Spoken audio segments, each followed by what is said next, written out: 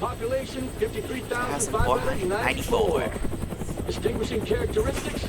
Jack shit. Oh man.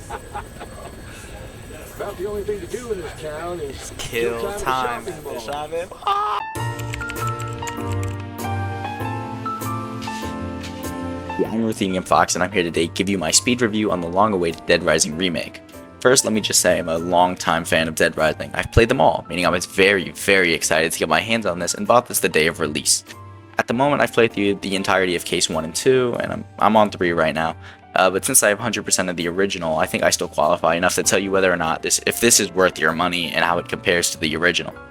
Let me start by saying this game is visually very stunning. Capcom knows just how great the RE engine is, and it really shows. In terms of the engine, the only thing I've noticed is sometimes things just kind of flip into load, which can be really annoying sometimes, and I know a lot of people have problems with that, especially because sometimes you just turn and then like zombies just kind of load in a chunk.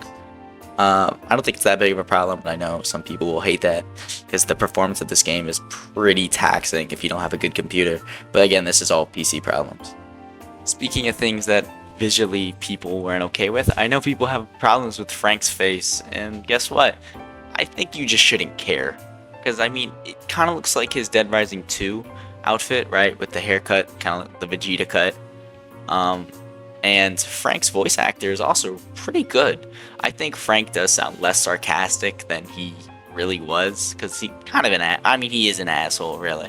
But once again, these are things that I'm not upset with, and I don't think anyone else should be either. Next, we can actually talk about the main thing, the gameplay.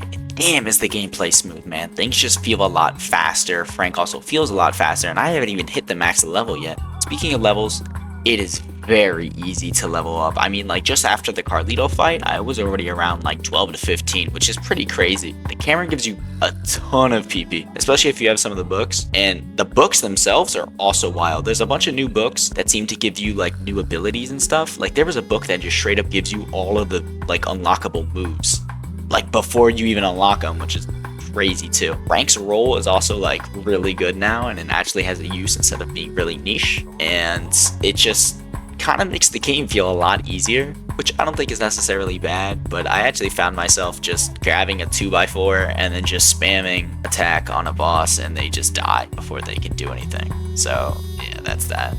The survivors are a lot better than the original, but still stupid in the way of how zombies work. They do get caught in hordes, and then they just kind of die, and you can't really do anything, because if you try to swing a weapon, it hurts them, blah, blah, blah. And I think it's actually a really good idea. I always think that, you know, it should be kind of a hassle to get them around. But thankfully, they no longer get caught on, like, buildings and stuff and run into a wall.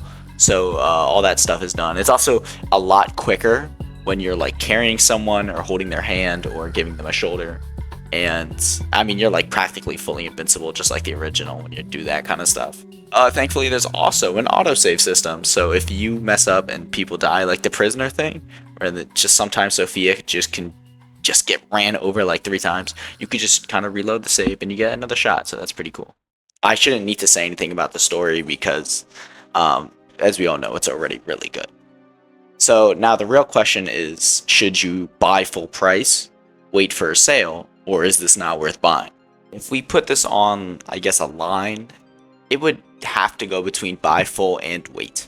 I think this is definitely like 100% worth money, and this is like really good evidence of remakes that can be very successful, and this should be enough like evidence that you can reboot this franchise, right? Because the old formula still works if it's modernized, right? Well, I'm hoping that this is the start of something new with this IP, and that this isn't just a one-time fluke thing. But yes, this is definitely worth money, and yeah, if you really are interested in the game and or just like the game and want to play it again, this is definitely worth doing. Well, that's all, and I hope I can see you in the next one. Bye.